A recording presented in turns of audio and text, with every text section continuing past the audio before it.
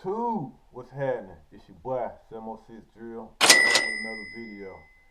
And as y'all can see, man, this is day 30 of the shutdown. And from what I've been hearing and what I know, come this Saturday, they're supposed to stop the SNAP benefits. Yeah. And also what I know is nearly, I believe, 42 million people that rely on SNAP. So with that food being cut, that ain't good, man. But yeah, like always, man, y'all like, comment, subscribe to the channel, and let's go ahead and get into the content, man. Founder and MSNBC political analyst Jake Sherman, senior writer at The Dispatch, and MSNBC contributor David Drucker, and MSNBC reporter Nnamdi Egwuonwu, who joins us from Rome, Georgia, which is Marjorie Taylor Greene's district. All right, Jake, where are we at today?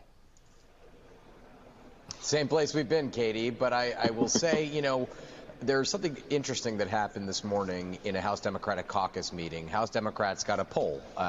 They're oftentimes presented polls, and the poll indicated that by a 2-to-1 margin, basically, voters preferred that they keep on fighting for health care instead of opening the government. So while we hear all this discussion about maybe this, maybe there's going to be an off-ramp, maybe something's going to happen, the leadership in the House is presenting Democrats with this polling that indicates that they want them to keep fighting, and they're insisting that they keep fighting. Now, the House is a bit of a sideshow at the moment, or not much of a show at all, because the House has passed already a CR to keep the government open, obviously, until November 21st. That's sitting in the Senate. We know all of that. But this gets down to the guts of the matter. There's all this talk about spending deals in the Senate, that people are looking at spending bills and talking. There are rank and file members talking to rank and file members about spending bills. At the heart of the shutdown, Katie, is the fact that Republicans in Republican leadership does not want to extend these Obamacare subsidies, and Democrats do. And that's the hang-up. It's not a spending debate that we're in the middle of.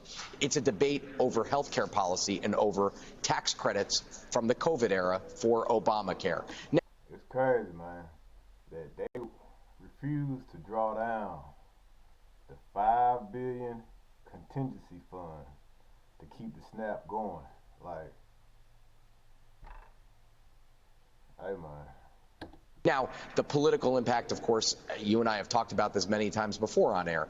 I don't see a situation in which Republicans do not get the blame, as Marjorie Taylor Greene is saying, if premiums spike. I don't see how that's possible. I understand that Democrats put it in place and it's expiring. I get all of that. But I don't see any scenario in which this is not laid at the feet of Republicans over the next couple of months. So, David, I mean, we have up on the map the places that rely on those health care extensions, and they're largely pretty Republican. They're I ain't gonna lie. I knew when we got a new president, I knew it was gonna be some changes. But where we are right now, man, please.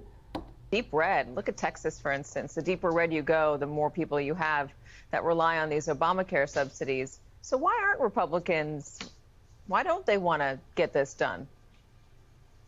Well, because as often happens, Katie, with government shutdowns, they begin ostensibly about a disagreement over policy, and they quickly devolve into a battle over power and who has it and who doesn't.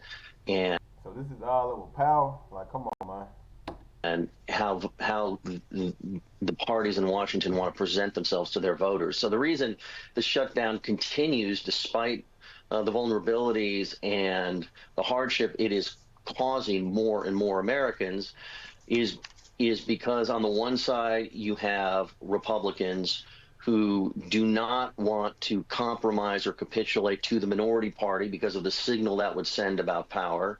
And on the other side, you have Democrats who initiated a shutdown, something they have been against on principle to achieve policy aims for decades, for quite a long time, because their base demanded that they fight Donald Trump. and their base is still sending them signals that they're pleased with the fight. And I'm not dismissing the politics around this, and I'm not dismissing the incentives. That's up for people to decide. But I'm saying we have to look at the political incentives that exist, and not the political incentives we imagine exist. Yeah, no, that's a good point. And Jake, I'll ask you that.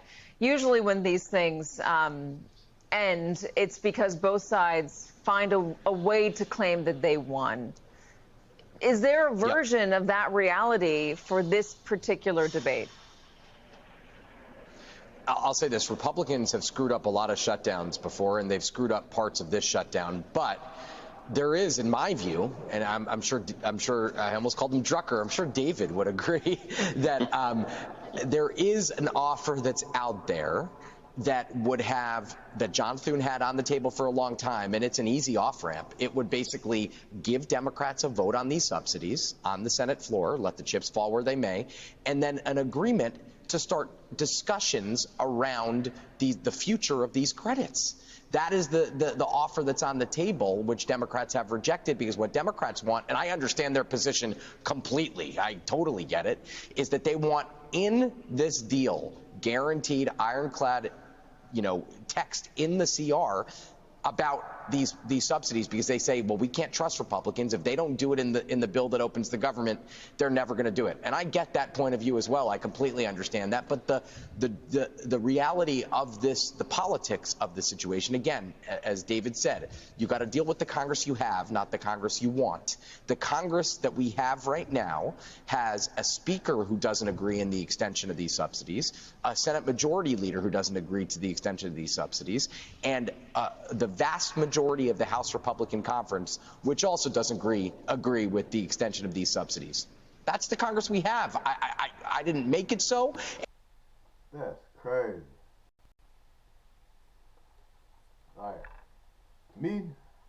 I'm for the people. It's gonna be, well, it already is. It's so many people that's going through it right now, man.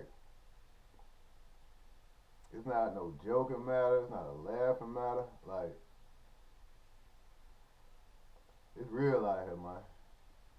And the chips are going to fall where they may on this, too. The politics are going to be what the politics are for Republicans. And Democrats understand that, and that's why they're trying to sideline the congressional leaders, sideline Johnson and Thune, and appeal to Trump. Trump needs to get involved. We want Trump involved. We want Trump at the table, because they think Trump will cave. And I'm not sure he won't cave, by the way, Katie. I don't know. He's unpredictable. He has said he wants an agreement, but their position right now, Republicans, is they will only talk when the government is open. And I'll say this, Republicans believe they're winning. They believe they're winning this messaging war. So at this point, neither side has the incentive, although the structure is there to get out of this should both sides want at the same point of time. Yeah, all right, man, I'm gonna stop it right there. This got my blood boiling. I ain't no snap or nothing like that, but I feel for people that's I guess I'm for the people. And it's a whole lot of people that's going through it right now. So, I say, man, keep y'all head up. Keep God first. Hopefully we get this situated soon. Sooner than soon. And, yeah, man. Like, comment, subscribe to the channel. And I'll see y'all in the next one, man. Gone.